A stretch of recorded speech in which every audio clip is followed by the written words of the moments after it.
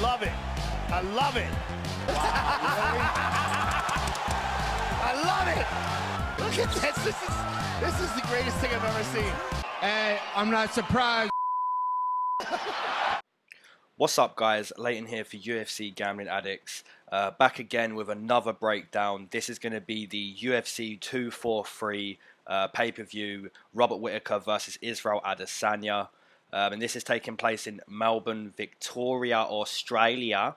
And this is an Australian accent because some Americans find it hard to tell the difference between someone who's British and Australian.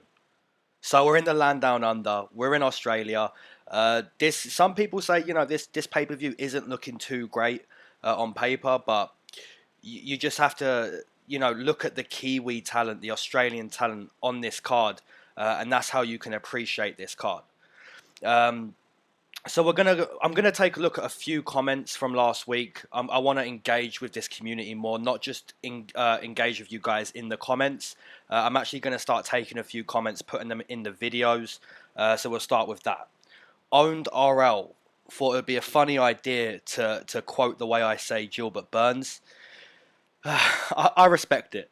I respect that kind of banter. That's all he had to say for last week, and I appreciate that. Brett said, I needed that 20 seconds for something anyway, so it's good you didn't cut it out. Brett, thank you, man. Thank you for giving me the time to medicate. I appreciate that. And Will Martin, bro, one man podcast are the way to go, and you nailed this one. Keep up the good work, mate. If you don't know who Will Martin is, and I'm sure everyone listening to my breakdown, you pretty much know who this guy is. But if you don't, you have to go to this guy's channel. You have to go and check out what he does. He's been doing prediction videos, breakdowns for absolute years. And he's very, very good at what he does. He has a strong passion for the sport. And he's always offering his own opinion every single week. And he has a very decent opinion. For those of you who do know Will Martin, and you probably don't know this, he's actually a part of the MMA Shark betting group that I'm on Facebook. So this guy's opinion, trust me, there's no luck to this guy's channel. You know, he's getting great views every week. He's getting great respect every week. Go and check this guy out. Will Martin is very good at what he does. And then I done a poll for last week. Jack the Joker versus Cannonier. These were the results. 65% to the Joker, 25% Jared, 10% of people thought there would be an eye poke and a ruin to the night, which was obviously just a joke. So the 65% of people who took Jack the Joker Hermansson, I'm sure we all felt Jared Cannonier had the power. He had that power to stop the fight. And that's what he done. So credit to anyone who took Jared Cannonier. And a few people did. We look at these comments here. Rob said, Jared showed great takedown defense versus Branch. He only needed that one shot. Looks in great shape for 5 rounds too, and the value is on him. Great shout, Rob. Jihad, who's been a member of this community for a long time, says always bet on the black guy. Johnny, Jared is jacked at middleweight with decent takedown defense, worth to put something on those odds. You know, decent shout. And I'm saving this comment for last because this comment is exactly what I did, and I think this comment is perfect. Was the perfect tactic if you was betting on the Joker. So Anderson the Spider Silva said, Jack is a lock in my eyes. I'd put him in every parlay and possibly cover and just hedge with a Cannonier TKO. Now I think that's perfect tactics if you're betting on the Joker. And that's exactly what I did. So take a look at all of these losing parlays. Now I got Mark Diakisi, Dalby, Jack Hermansson. That was a good parlay, good return. Jack Shaw, Nordeev, Hermansson, decent parlay, good return. Diakisi again with Muradov. And then I had this one. I had these fights to go the distance, not to go the distance, which was really good returns, like 120 quid return off of a £11 bet. So all of these parlays are ending in Jack Hermansson. Now the reason for that is I felt Jack Hermansson was going to win. Now, another reason was tactics. We need to get our tactics right. If we want to profit on these cards every week, we need to get our tactics spot on. Now, just like Anderson the Spider Silva said, he felt Jared Cannonier could only win via stoppage. And some people tease that Cannonier could just stop takedowns, win on points, win a decision, but that's really not who Cannonier is. You know, he has devastating power in his hands. He timed an uppercut and it was perfect.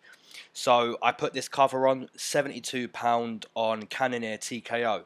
So this cover here is going to enable me to win good profit if I'm wrong, and if I cover with a £72 hedge on Cannonier and I'm wrong there, then I win profit from Jack the Joker. Now, the only way this tactic fails, obviously, if Cannonier wins a decision or submission, you've lost double, so it's very risky. And another way this one fails is if you haven't got a big amount of profit coming in on Jack Hermansson, then you can't cover, because covering doesn't win you money. It only brings you close to breaking even. So sometimes you're not able to cover. If you get to that main event and most of your parlays failed and there isn't a big amount of profit coming in, you can't cover. So it's a risky thing to do, but it's also a smart thing to do. If you really believe that Jared Cannonier can only win via TKO, then I would have said cover, and I did say that in my insight video. So those are a few comments. That's the bets of last week. I don't really want to do a recap. You know, it was a decent night. The main event, you know, Jack just he tried. He tried with those takedowns. Cannonier just so good. He stopped the takedowns. He looked dangerous on the feet, and he timed a perfect uppercut. And it just looked a little bit like Thiago Santos. You know, Jack Hermansson clearly struggles against very powerful punchers who can stop the takedown. So we knew that before, but even now that's been noted more moving forward. Okay, so let's get into this breakdown of 243. And we're going to start with Khalid Taha versus Bruno Bulldog Silva. We'll start with Taha. Comes into this fight 1 win, 1 loss inside the UFC. Had a very tough debut against Nad Narimani in Germany. I was actually at that fight.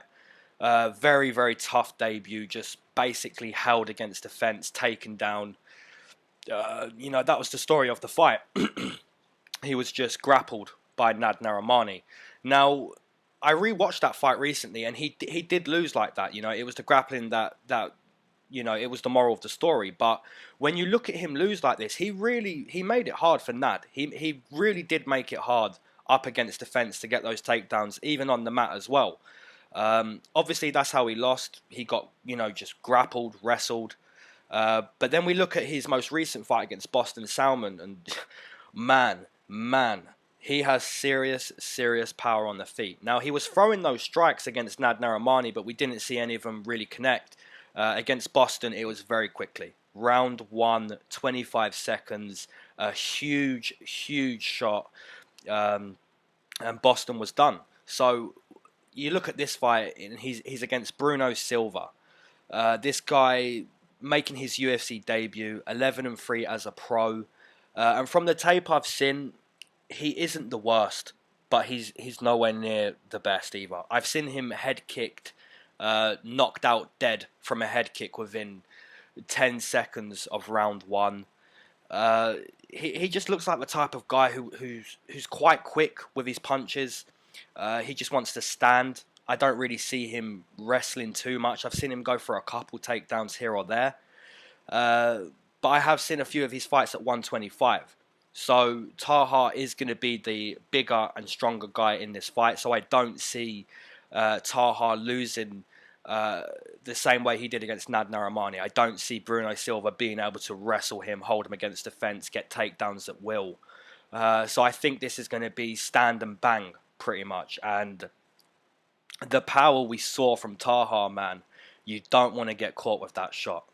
So that's what I'm going to lean to on this fight. I'm going to take Khalid Taha via TKO in round number 1.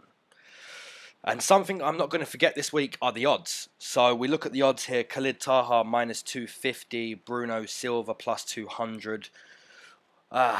It's unbettable for me. I really, if I do somehow decide to bet on that, it will probably be a TKO prop. Khalid Taha, man, he opened at minus 278. Like, that is just so deep. Bruno Silva, I mean, if you think he can do it, he's going to be the smaller guy in here. If you think he can do it, plus 200 is a good price. But I'm going to probably fade that fight. Okay, moving on into the next one. We have Nadia 187 Kassem versus Ji-Yeon Fire Fist Kim. We'll start with Nadia. Comes into this fight 1 win, 1 loss inside the UFC. So, you know, not the best UFC record. She's only 5-1 as a pro as well. Still pretty green in the sport. Her most notable win coming over Alex Chambers, which, you know, just isn't great. The other girl she's beat 0-0, 0-4, 0-0, 0-0. So, you know, still looking for a notable win, you could say. Nadia Kassem, you know, she's a good boxer, decent boxer. She's a jiu-jitsu practitioner as well, and she likes to set up her kicks on the outside. Just very green, man. Just very green. Hasn't had many pro fights. We know she's going to try to do that. You know, if it's up against the fence and she gets taken down, she's going to try to set up triangles off her back. If it's on the feet, she's just going to pop out a jab and throw those body kicks, calf kicks, high kicks. You know, she's gonna do that kind of stuff.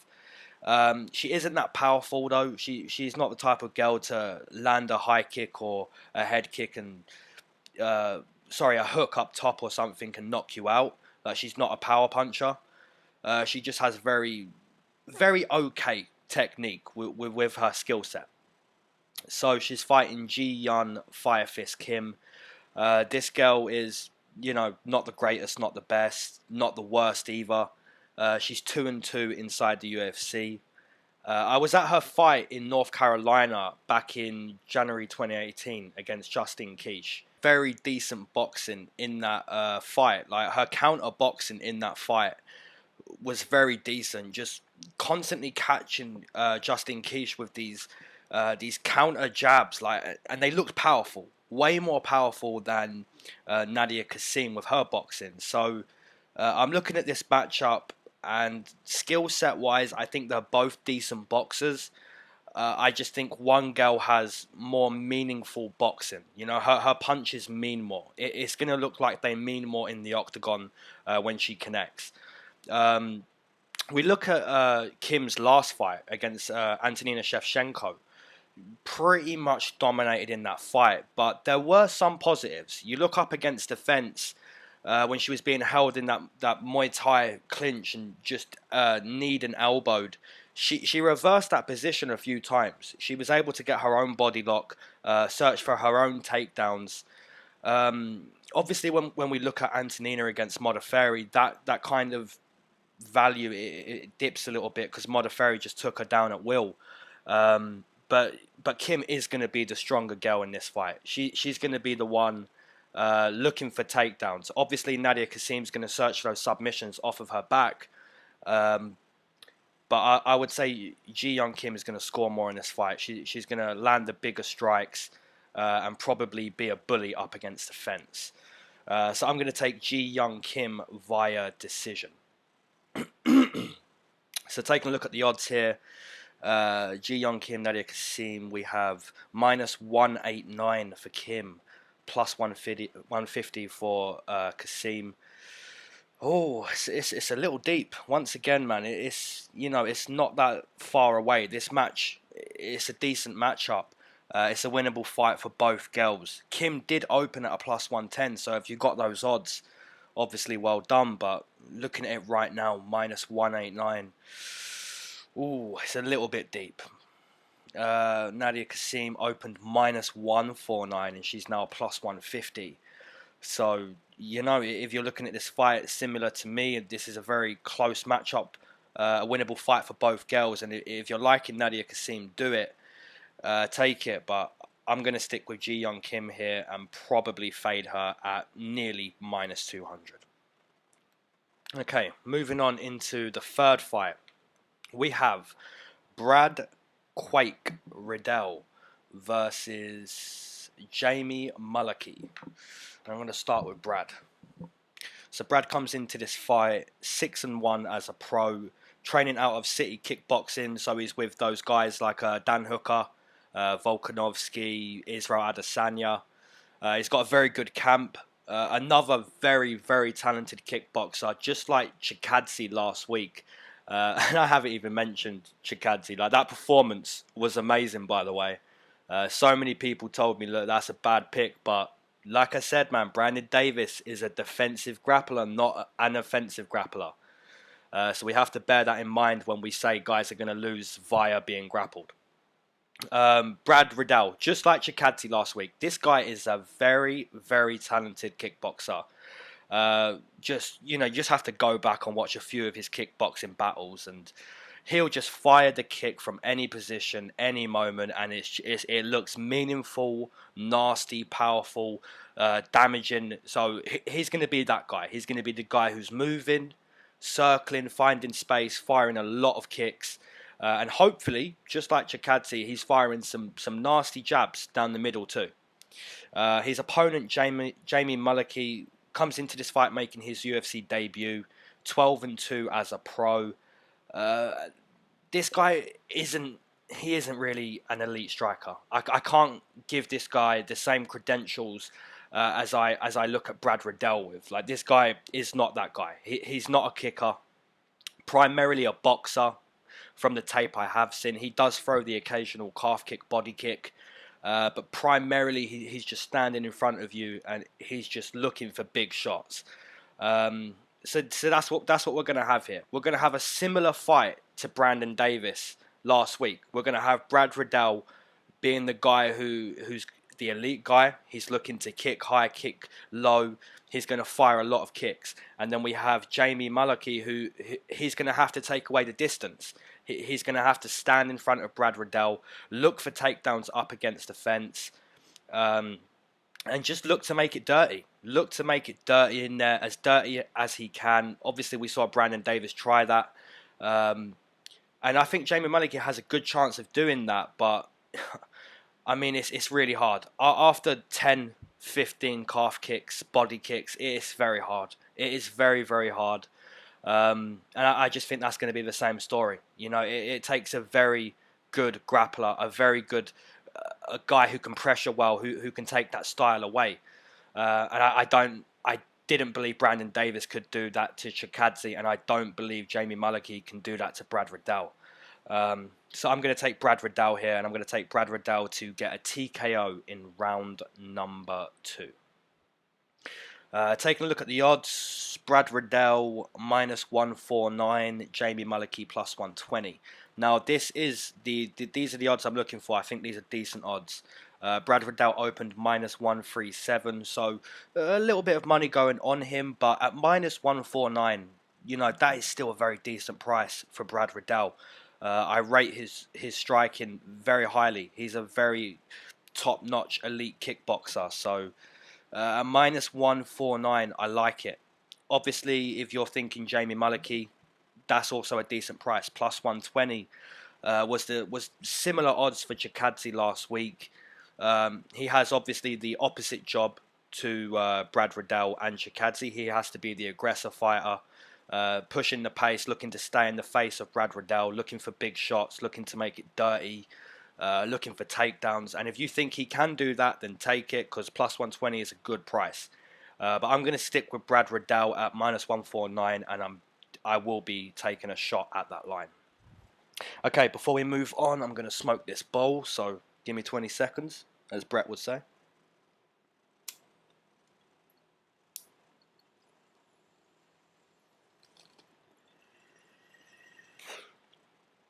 And someone said last week that only women wrap their mouth around bongs. That is not how you use a bong. You do not wrap your mouth around the bong. Do not do that. Okay, what's next? Okay, Megan Anderson versus Zara dos Santos. I'll start with Megan Anderson. So she comes into this fight 1 win, 2 losses inside the UFC.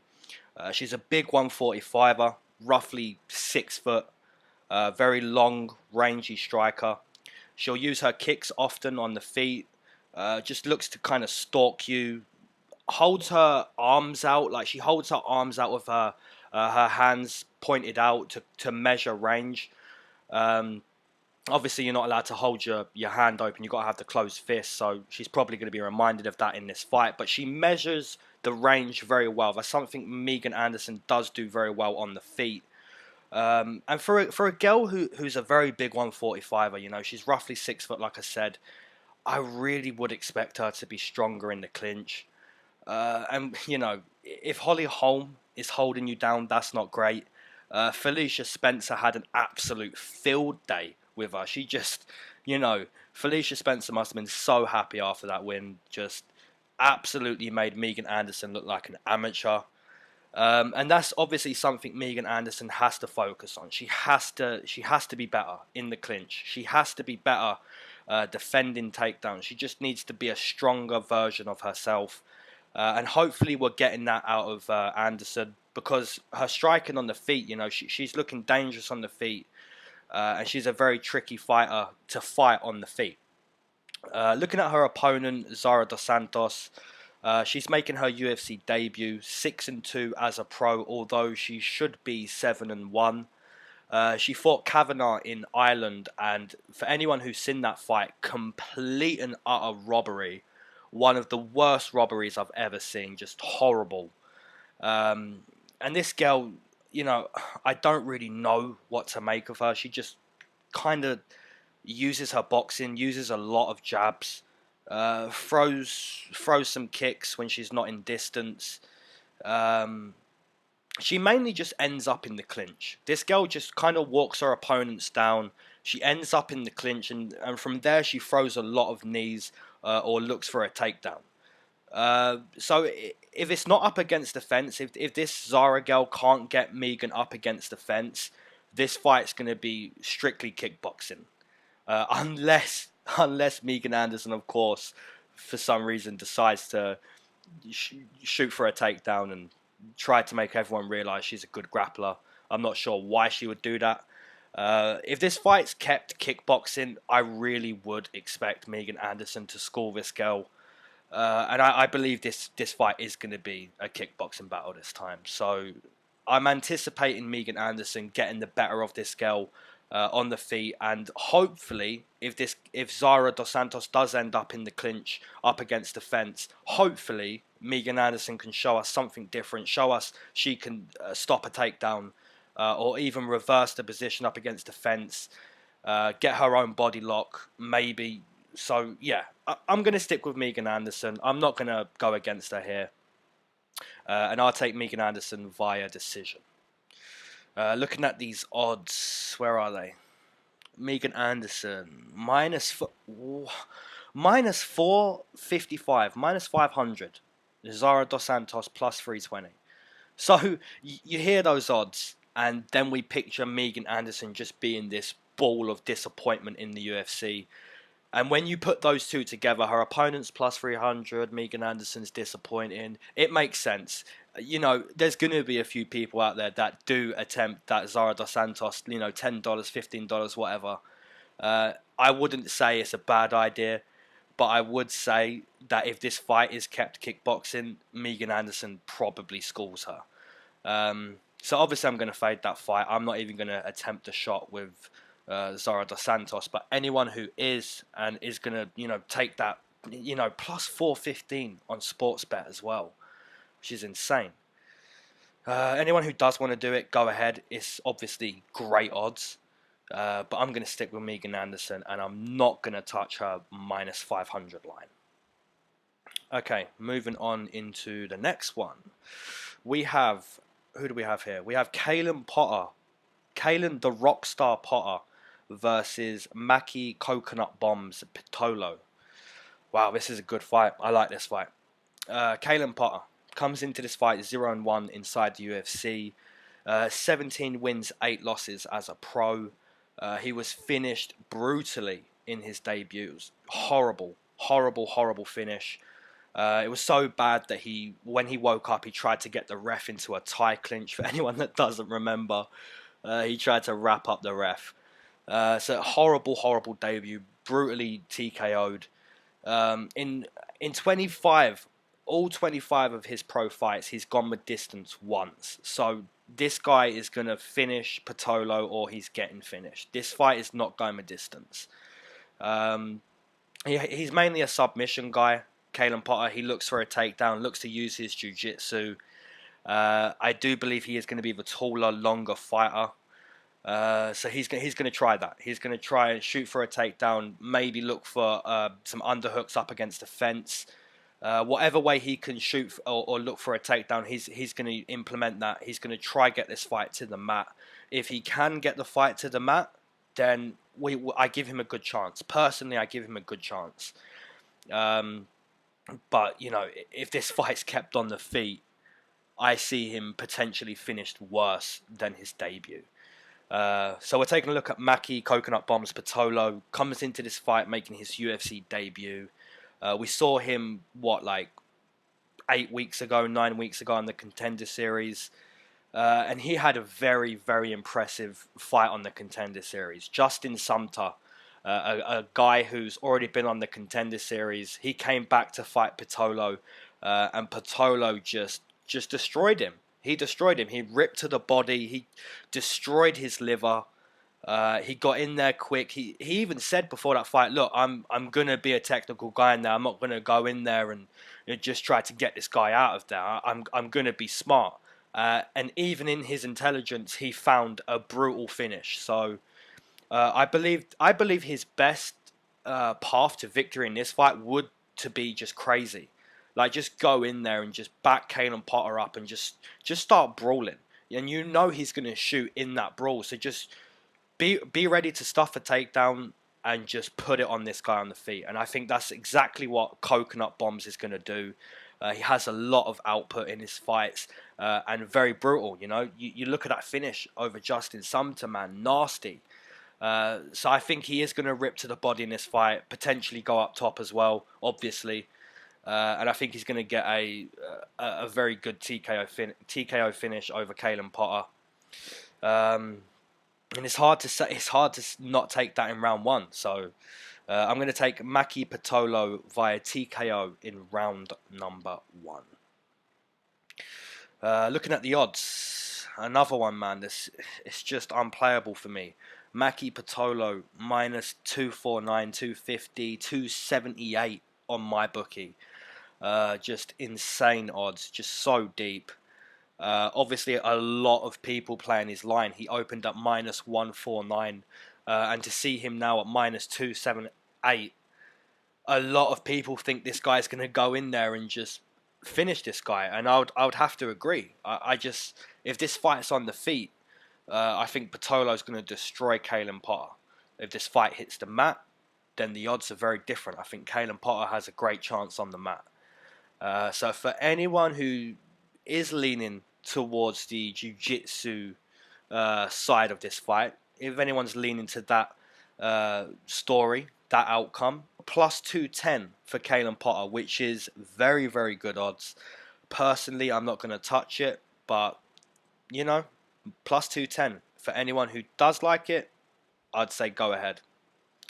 Okay, moving on into another fight. Yorgan De Castro versus Justin Tafa. And I'll start with Yorgan first. Comes into this fight making his UFC debut. There's quite a few guys on this card, man, making their debut. And this is another guy who we've seen on the Contender Series. This was the very first fight of the season. And he fought Alton Meeks. And Yorgan De Castro was a massive underdog in that fight. He was like plus 600. Massive, massive underdog. He had a very good performance. You know, I can remember speaking about that fight. I wasn't too impressed with the 4 professional fights I saw before the Contender Series. And then he just goes in there and just absolutely calf kicks Alton Meeks. So yeah, I'm not too impressed before the Contender Series. I'm not really going to let the Contender Series reevaluate my impression of this guy. He's very green in MMA. He's only like 4-0, 5-0 as a pro. And you know, he's going to go in there. He's a heavyweight, and he's going to be fighting a guy who hits very hard, just like himself. So Justin Tafa, he comes into this fight also making his UFC debut. 3-0 as a pro. And you know, I watched the tape of this guy's 3 fights, and he's nasty. He is very, very nasty. He's already got walk-off TKOs, and in all honesty, he just looks like the next Mark Hunt. Like this guy, Justin Tafa, I'm going to call it now. I'm going to call it. Justin Tafa is the next Mark Hunt in the UFC. So that's the fight I see, man. I just see 2 guys who are fairly green in MMA. They're both heavyweights. They both hit hard. They're going to get in there and they're just going to bang. Jorgen de Castro obviously implemented that calf kick, which he is going to go to in this fight. But you can't throw that naked. If you throw that naked against a power puncher, it can work. But if it doesn't work, it means your calf kick landed, but at the same time you got an overhand from hell landing on your skull. So this is just one of those fights I look at. Someone's going to get a TKO in the first round, I believe, and it's hard to pick who.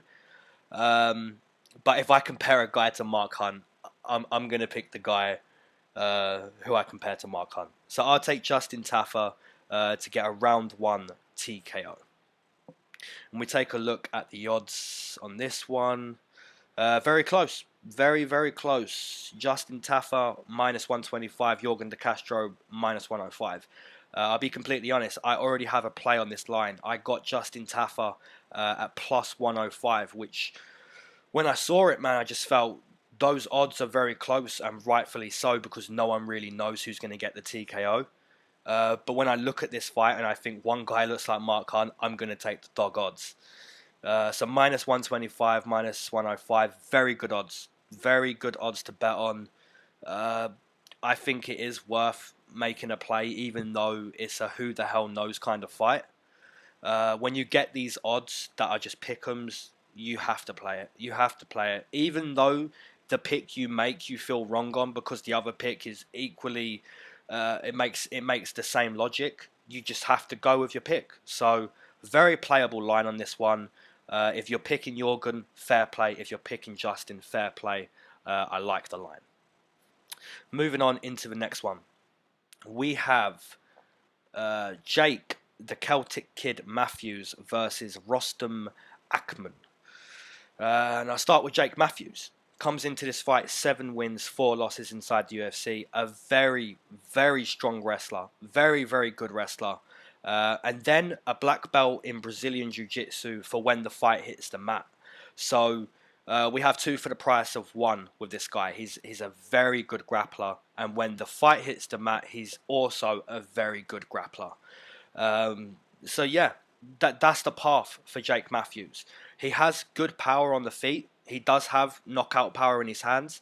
But if you're betting the line of Jake Matthews, you don't want to see that game plan from Jake. You want to see this guy implement what he's best at. And what he's best at is grappling. He's going to shoot for takedowns. And then on the mat, he's going to look to take the back, flatten you out, pound you out, look for a choke. Very, very good when it comes to that. Obviously, he has been beat that way as well. We look at the Kevin Lee loss and the most recent fight against Tony Martin.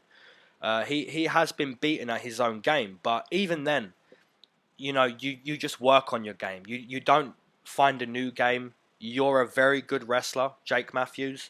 You're a black belt when it hits the mat, and more than not, you're gonna have the advantage there. Only when you start to creep into like top 15, top 10 is when you're really going to be found out. Jake Matthews obviously isn't at that level, so I would give the grappling advantage to him in this fight, and hopefully he implements that game plan here, because if he does, I see a strong path to victory for Jake Matthews. Looking at his opponent, Rostam Akman, comes into this fight 0-1 inside the UFC. Looking at his debut, you know, I don't really have too much to say. I'm not very impressed. I'm not, I don't think this guy's bad. I just don't think he's great. I don't know if he's UFC caliber, is what I'm trying to say. One thing for sure, his back hair is absolutely disgusting. And, just looking at his debut, he just kind of walks you down just looking for a big shot. In the clinch, he looked fairly strong. He looked fairly decent in the clinch. He didn't look bad. I do see him being able to compete in the clinch, but I just think Jake Matthews is a better grappler. And if Jake Matthews shoots for a takedown when this guy is stalking him, this guy's going to have to show very good takedown defense, sprawl, end up on top, look to take the back. And if it's made a grappling match, I'm with Jake. If this guy can stuff takedowns, keep it on the feet, force Jake Matthews to brawl, then this Rostam Akman guy has a very good chance of a TKO, because his style is to stand in front of you and look to throw massive shots with his hands. Like he's not putting 20 strikes out per minute. Like the strikes he's putting out are to end the fight, and if he finds that shot, the fight can be done. It's just a matter of what's the probability of that shot landing when a guy like Jake Matthews, who's a very good grappler, is going to be shooting for takedowns. It's a tough one. I'm going to take Jake Matthews. I think he's a better grappler, and if he implements that game plan, I see him getting a submission. So I'll take Jake Matthews via submission in round number 2. And we take a look at the odds. Jake Matthews, man. Minus 278, minus 285. I just can't play it. I can't play that line for Jake Matthews. I agree with the line. Minus 285. He has a very strong path to victory, and if he implements that path, that line is very correct. Maybe one parlay on Jake Matthews, but at minus nearly 300, it's unplayable for me. Rostam Akman, on the other hand, very playable. If you believe he can keep it on the feet and look to find a devastating strike, plus 220, 230, 240, 210 across the board, very good odds. I'm not going to play that. I don't like to bet against my picks unless it's a hedge, and there's not going to be. There's none of my parlays are going to end in Jake Matthews, so there's no reason for me to play Rostam. But like I said, if you like him, those odds are very playable. Okay, moving on into the next one, and I'm going to have to stop for a bowl soon. I'll get one more done, then I'll stop. We have Diego Lima versus Luke the Jedi Jumeau.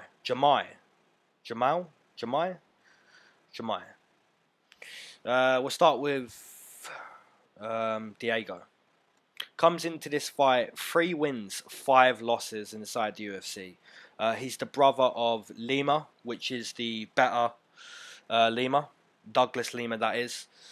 However, Diego Lima has found a little bit of confidence inside the octagon. Now, you look at his last 2 fights, a very good counter strike against Chad the Priest sent him dead to the mat.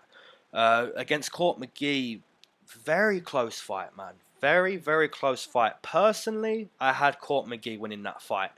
I rewatched it last night, and the reason Diego Lima won that fight was because the last 30 seconds of each round, he was the guy who, when the round ended, you saw him in a good position or a good moment.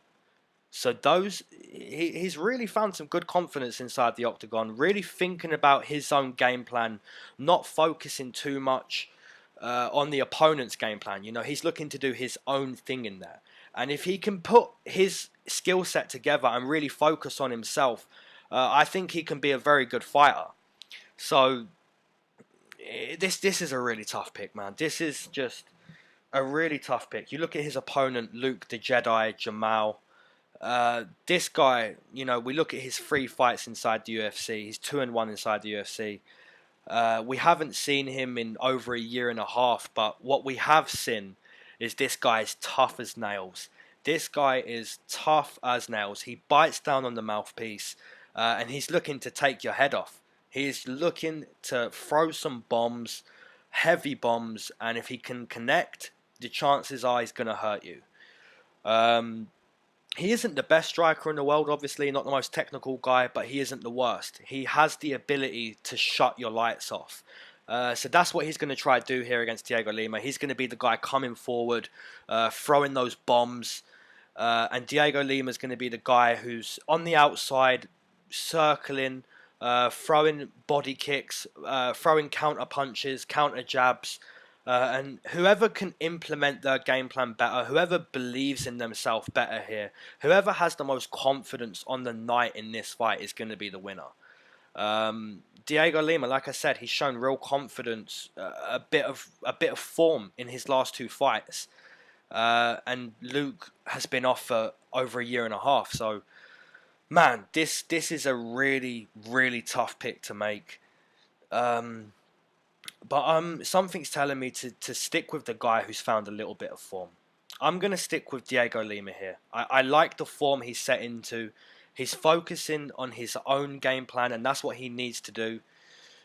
He's going to look for takedowns, maybe mix it up a little bit as well. You know, he's going to counter on from the outside, be circling, looking to counter. But if he mixes it up with takedowns on the outside too, then he could really steal rounds against Luke. So I'm going to take Diego Lima to win a very, very close decision. And we look at the odds. If I can find them. Can I find them? Yes, you can. Minus 160, 155, 150 for Diego Lima. Plus 130, plus 125, 35 for Luke. So, oh man. I'm sure a lot of us are going to be split on that fight. Like, if someone left a comment on this video saying Diego or Luke, I guarantee it's split. And those odds, man, I like them. I agree with them. I think the guy who's in form is right to be the slight favourite. They could be a little bit closer. Maybe Diego could be like a minus 130. But yeah, the odds on Luke are very decent as well. Plus 130. 135. He's going to be the hometown fighter too. So if it's close, man, I said it would be close. And if it is, he could get the nod. So if you like Luke, take those odds. But I think the odds on Diego Lima are also very, very okay. Minus 145, 150. I think those are good odds. And I'll be probably betting him on one parlay. Okay, moving on into the next fight on this. I like this card, man. I really like this card. Some people don't like it, but I like it. We have Taha Bam Bam Tuivasa. Oh, no, wait. I said I'm going to pack a bowl here, so I'll just cut this bit out. We have Taha Bam Bam Tuivasa taking on Sergey Polar Bear Spivak. Hopefully I got all of that perfect. Tai Tuivasa comes into this fight 3 wins, 2 losses inside the UFC. He's pronounced in the octagon as a street fighter, and that sums him up perfectly. This guy is a brawler. He's looking to come forward, and he's telling you, look, throw your stuff, I'm going to throw my stuff, and we're going to see who's standing. That's the guy he is. IQ, very, very questionable. Hasn't got the best IQ. And then when you realise he's pronounced as a street fighter, then it makes a little bit of sense.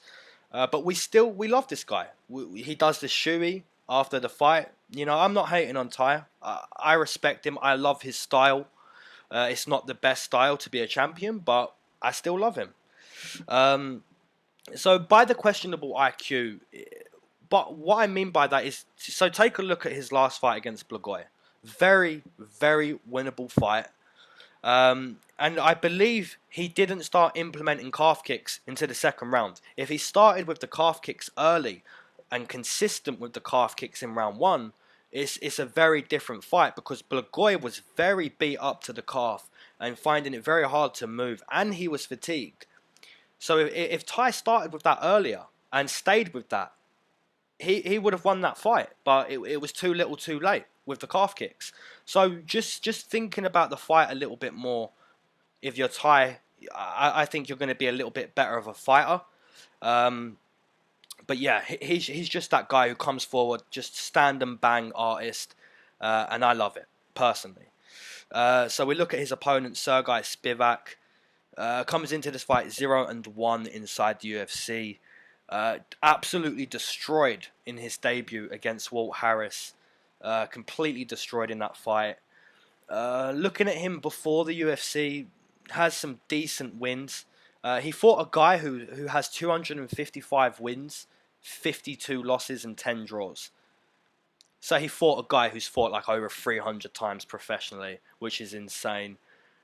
He fought that Tony Lopez guy who went into the bare knuckle boxing, who also has like nearly 100 pro fights. So he's beat some okay guys. But looking at his debut, didn't look good. Not impressed. You know, just basically destroyed off a heavy punch and big knee from Walt Harris as well. The knees were brutal. Yeah, I believe this fight is tailor made for the street fighter, for the stand and bang artist, and that's Tuivasa. So unless this guy can like survive round one, maybe start to look for a takedown in the first, even the second, look for takedowns as often as you can if you're Spivak, and if you're Tai, keep the fight on the feet. Look to have a little bit more intelligence than what you've showcased previously, but even if Tai is the complete same guy from what we know, I think he gets the job done. So I'll take Tai Tuivasa via TKO in round number 1.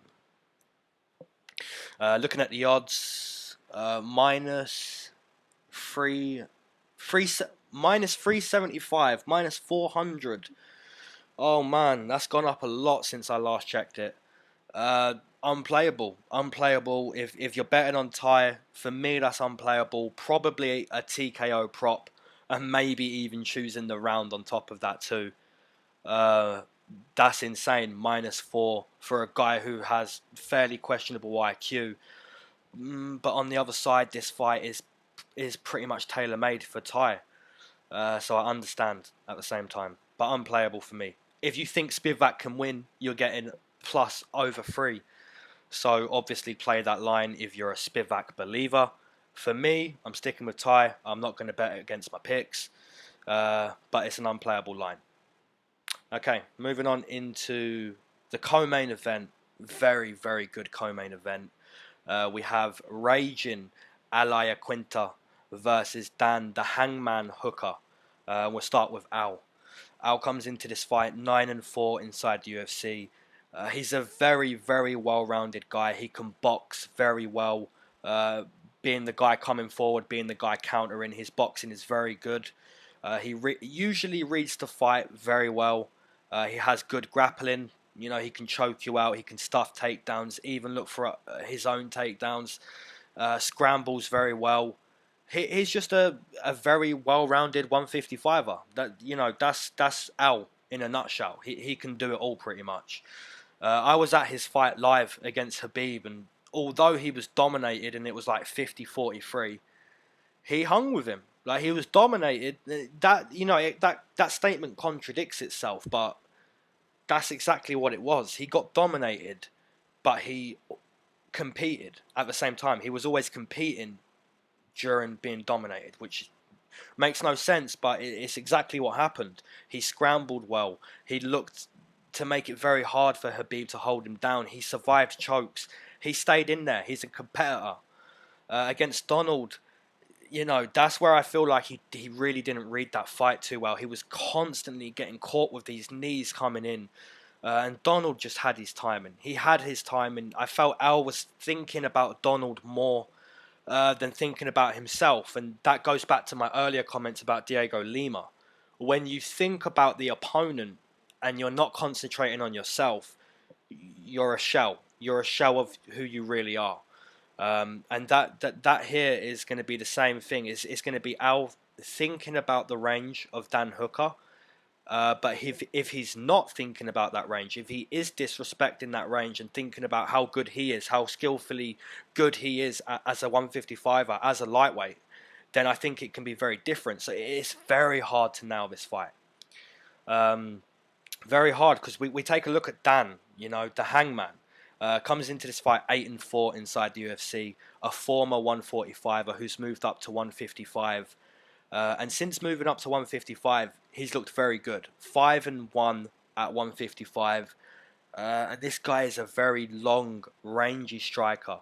He can catch you with knees, high kicks, calf kicks, body kicks, hooks, uppercuts. If you shoot in on him, look what he done to Mark Diakise. I mean, he choked out Mark Diakise. Against Edson Barboza, I didn't take Dan. I felt Dan Hooker, an elite striker, versus another elite striker in Edson Barboza. So maybe for Dan moving forward, it's a little bit of a question of IQ. Like, I felt Dan could have been the guy shooting for takedowns in that fight, but he really just doesn't shoot for takedowns. He likes to keep it on the feet. A little bit like Brandon Davis, man. He'll use his jiu-jitsu, but defensively. If you shoot in on him the way Mark Diakise did, he will choke you out. But is his game plan going to be, I'm going to take you down and choke you out? No, it's going to be, I'm going to keep it on the feet, time you with uppercuts. I'm long, I'm rangy, I can time you. I'll shoot you with body kicks and calf kicks if we're a foot away from each other. So he's that type of guy, man. He is an elite striker, in my opinion. Is he as well-rounded as Al? Probably not. So that's how this fight is so hard to pick. If Dan can really fire some nasty kicks, catch Al a few times, then maybe he runs away with this fight. But if Al, really has good fight IQ in this fight, looks for takedowns, looks to close the distance when he can, rip to the body, even slow down Dan Hooker with his own calf kicks, then I think it goes to Al. This is just such an impossible pick to make. I think it's a great co-main event.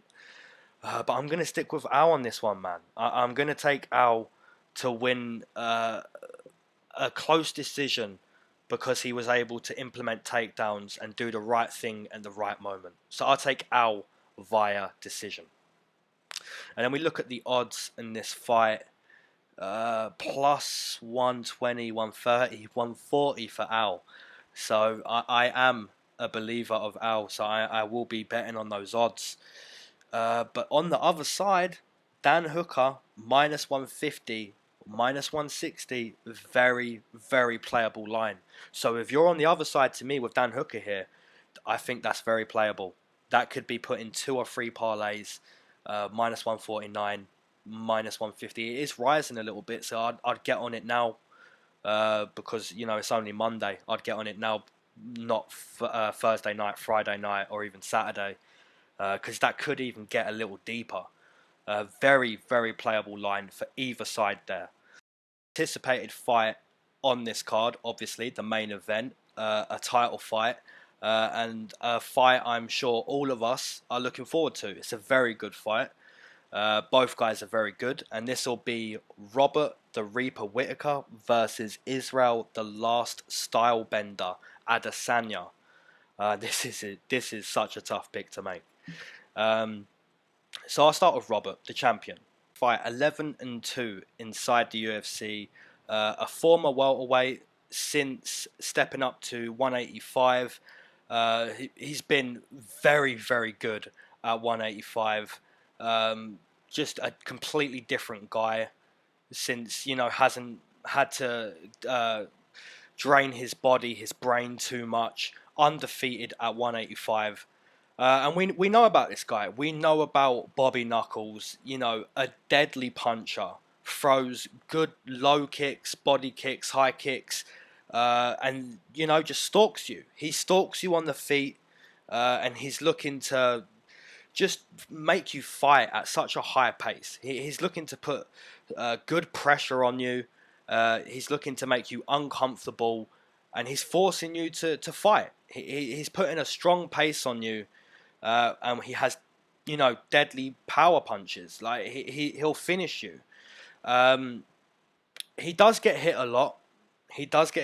But we have to look at why. he wants that. He wants to fight at a high pace, and he's looking to be the guy who tires you out, beats you mentally and physically, and gets a finish. On top of that, he has very good wrestling. You know, he can look for a takedown. He'll hang in the clinch very well. So a very well-rounded guy, the Reaper. One thing I do want to mention that I haven't really heard anyone mention. Now, a few people are saying, you know, he's injury prone. Obviously, we've seen with the surgery, the pulling out of the Gaslam fight. But one thing I want to mention is Robert Whittaker has gone 50 minutes now with Yoel Romero. He has gone 25 minutes both times.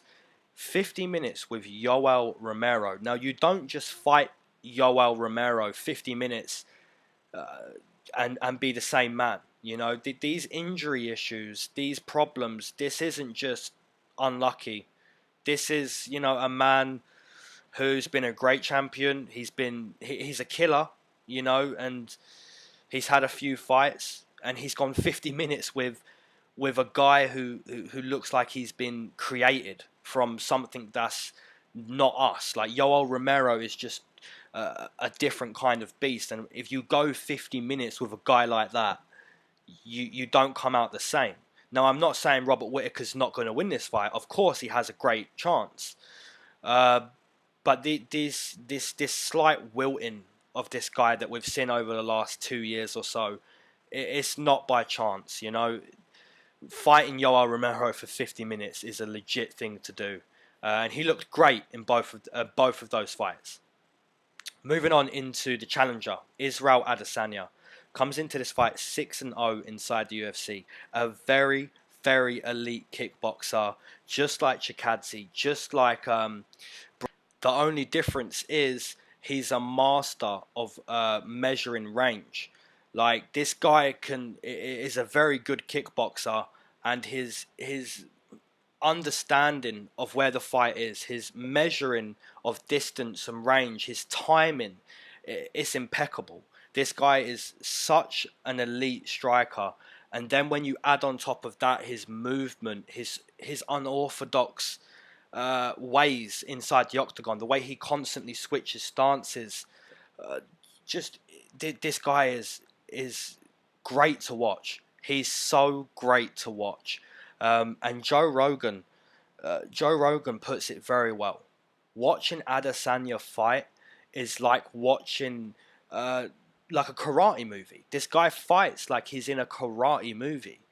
And that comment, that feeling, and that comment from Joe Rogan, it goes deeper, because then when you think about the comment he's made and you think, well, why is that? Why does he look like he's fighting in a karate movie? Who is this guy?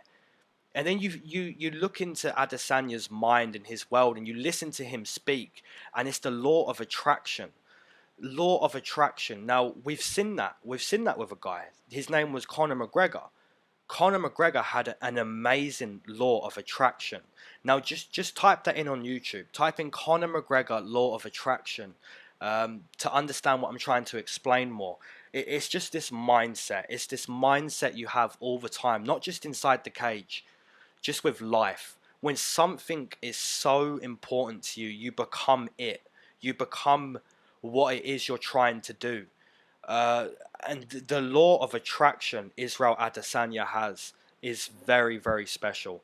And that's why he's able to fight like he's in a karate movie, because he lives this. He lives this every day in his head.